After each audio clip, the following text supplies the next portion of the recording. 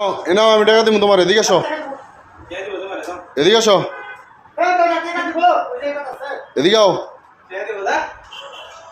পিচ্চিটা হঠাৎ করে দোকানে আসছে, আইসা টাকার জন্য রীতিমতো মারামারি শুরু হয়ে দিছে। যদিও আমার প্রচুর টাকা পয়সা নাই, কিন্তু আমার যদি কারো প্রতি মায়া হয় আমি আমার সাধ্য মতো হেল্প করার চেষ্টা করি। বিশেষ করে বাচ্চাদের প্রতি একটু মায়া বেশি হয় আমার।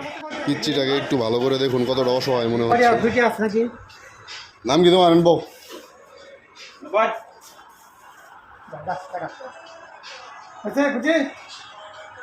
নাম কি তোমার? তোমার নাম কি আগে এটা কও। সিফাত। বাড়ি কোনে? গোপালপুর। এনে কার সাথে আইছ?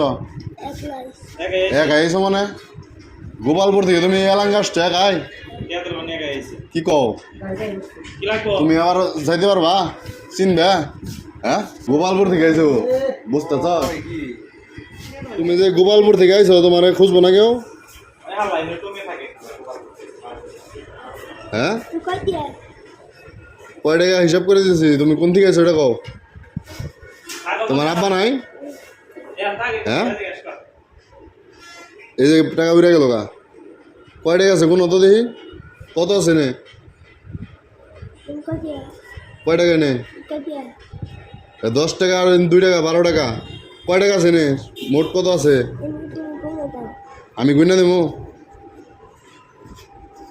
20, 40, 50, 70, 80, 90, 92 টাকা আছে। 92 টাকা আছে।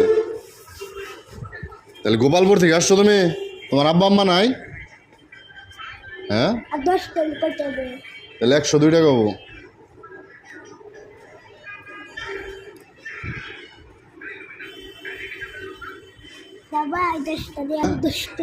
হ্যাঁ দিমু দিমু। তুমি কি কিছু খাইছ? হ্যাঁ, তাহলে তোমার আব্বা আম্মা নাই? হ্যাঁ, এই বয়সে এই পিচ্চিরা ভিক্ষা করে, কি একটা অবস্থা।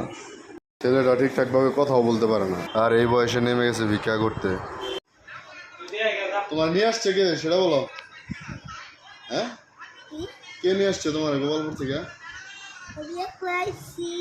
চিন্তা করা যায় এই ছেলেটা গোপালপুর থেকে একা আসছে, কারণ আমি ওর বয়সে একা একা নিজের স্কুলেও যেতে পারতাম না। বাবা না থাকলে বোঝা যায় দুনিয়া কত কঠিন। হয়তো ছেলেটির বাবা নেই, তাই আজকে এইখানে।